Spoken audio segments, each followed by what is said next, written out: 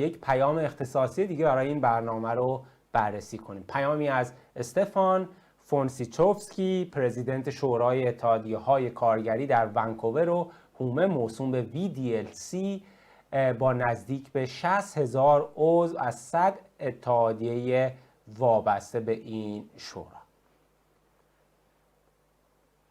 Happy International Workers' Day.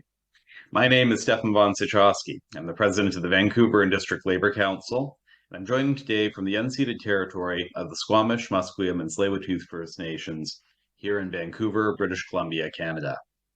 I want to thank Freedom Now for inviting me to speak briefly today. I wish that I could join you in person, but unfortunately, I have a conflicting commitment related to our political action work today. But I'm glad to be part of this gathering and mark International Workers' Day with you all. Of course, we are aware of the struggles ongoing in Iran, where our comrades in the labor movement face unjust and unacceptable repression. But workers are fighting back in strikes and protests. Despite tremendous risk, workers are joining together to stand up for a better life, as they do wherever they face similar repression around the globe. The truth that governments don't seem to understand in Iran and many other countries of the world is that you cannot end the working class movement through repression.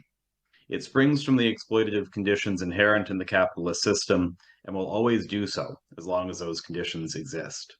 Workers cannot be defeated. Here in Canada, our situation for unions is different. Unions are legal, although interference in their rights is not uncommon. While violence, arrests, and even murders targeting union organizers and leaders were by no means unheard of in the past, thankfully they are uncommon now. We do not face the same brutal repression as our fellow workers in Iran do at present. However, our capitalists and their political representatives do find other ways to ensure their domination over and exploitation of the working class. And one of these is through the skyrocketing cost of living, which pads corporate profits while forcing down real living conditions and buying power for workers. This has been especially true in terms of the cost of housing, groceries, and fuel in recent years. Another facet of this strategy is to pursue an austerity agenda, which seeks cuts to programs and services that working people and communities rely upon in order to reduce corporate taxes. We're currently facing a threat as well of US economic aggression, which is further harming the interests of working people. The fights ahead will no doubt be difficult, but they're also what this movement was built for. May Day is a reminder that all workers are part of one global class. A worker in Iran and a worker in Canada may face different struggles, may live a different life, but will always ultimately have much more in common with one another than they could ever have with their own bosses.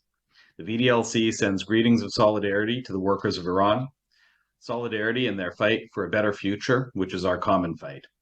Thank you also to Freedom Now for the important work on behalf of imprisoned union leaders and organizers and other political prisoners in Iran. Long live International Workers' Day. Long live international solidarity. Thank you.